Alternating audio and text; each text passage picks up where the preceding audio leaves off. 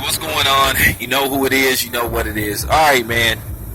After watching Junior, watching his 3 losses and just analyzing his 3 losses and just analyzing his whole career, this dude is privileged and he doesn't have a commitment to boxing.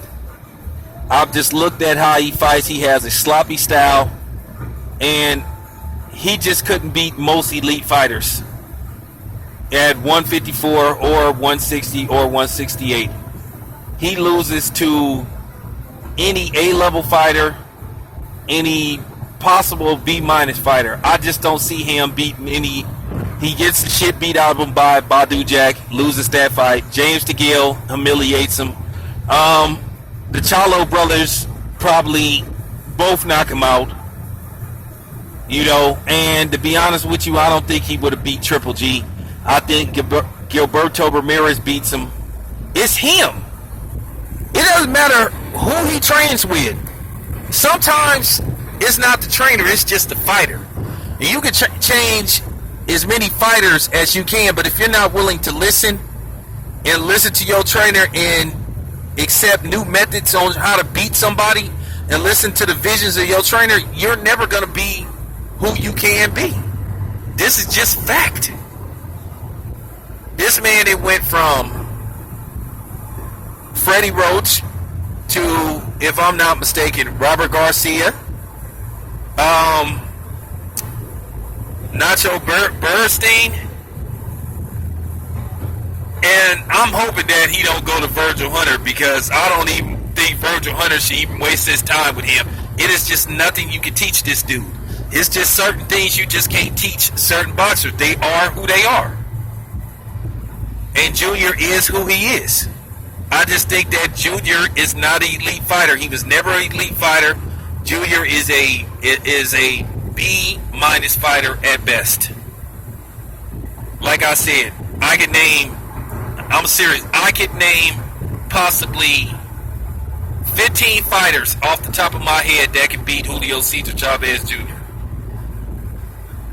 And then I can name some more fighters where fights are a toss-up.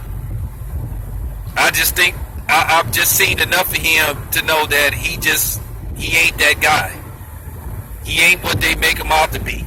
And I think to a certain degree, I think they made him fight because they wanted him to carry on the Chavez name. And to me, he's brought shame to his father's name. His father is a legend in the game. And I understand it's hard to follow the footsteps of a boxing legend. A dude that's on a lot of people's top 15 pound per pound fighter list of all time. Here's my thought. He's not on, I don't know. It's kind of hard for me to put that dude in my top 10 greatest, but he did fight over 100 fights, but his first 80 fights, damn near, his first 50 fights, if you look at his Wikipedia and his box break, they were against a whole bunch of nobodies. And I'm not shitting on him and I'm not hating on him, I'm just calling it how I see it. But he did win a lot of quality fights. No matter what you think of the Meldrick Taylor fight, he ended up winning that fight, and he beat Meldrick Taylor a second time. He beat Floyd's uncle's ass twice. So, he has some wins, and then he has some losses. So, I think he's, a great fighter, but do I have him in my greatest ever? I have to reevaluate that.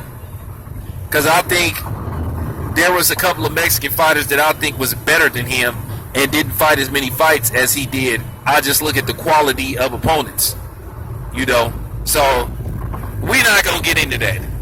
But, excuse me, I digress a little bit. But getting back to Junior, like a lot of us say, maybe they need to run a DNA test to see if that dude is really his son. But then again, maybe not. Sometimes you don't want to find out whether a child belongs to you or not. Because I know a couple of people that raised some children, and then they went on to find out later on down the line that, that wasn't a biological son or daughter. And, you know what I'm saying they was never the same. So maybe it's best that he doesn't find out that that's not his son. Maybe he knows it. So I mean, I'm just keeping it 100, man. It ain't no trainer that can help Julio Cesar Chavez Jr. Because if you look at his form, he has an ugly form, he has an ugly stance, punches are wide. You know, to be honest with you, man, I think Junior should really have 4 losses on his record because I think Sebastian Bach beat his ass. Because, I mean, he hit Junior in his face pretty much all fucking night. Now, I know Junior got the decision, the unanimous decision, because he posed and landed clear, better body shots, but, I mean, he was just getting it hit in his face all fucking night. I mean, the dude just ain't what they make him out to be. And I think he never was. I think it was the same thing that happened with Hector Camacho Jr. I remember everybody was all on Hector Camacho Jr.'s, sack. Everybody was talking about he was going to be a superstar and he was going to be sensational, and then what happened? As soon as he started fighting better competition, he started getting beat. And that's just basically what happened with Junior. When he started fighting better competition, he wasn't able to handle it. And like I said, he was getting his ass handed to him by Sergio Martinez, and he happened to land a couple of good shots towards the end of the fight, and then, that was pretty much it. But then Sergio Martinez should have just danced around a little bit. He had an overwhelming lead, I mean, he was pretty much up. He had pretty much won 11 rounds. It would have took a miracle for him to lose that fight, and he damn near lost that fight because he tried to get, he tried to get too fancy. Sometimes as a boxer, you got to make decisions. Yeah, am I going to just play it safe, or am I going to try to go for the knockout? If you ain't, I feel like this. If you ain't got the dude out of there by the end of the 11th round, then why try? And you feel like you have an overwhelming lead, just leave it how it is. Because like I said, sometimes you can get knocked out going for the knockout. But anyway, man, I'm out.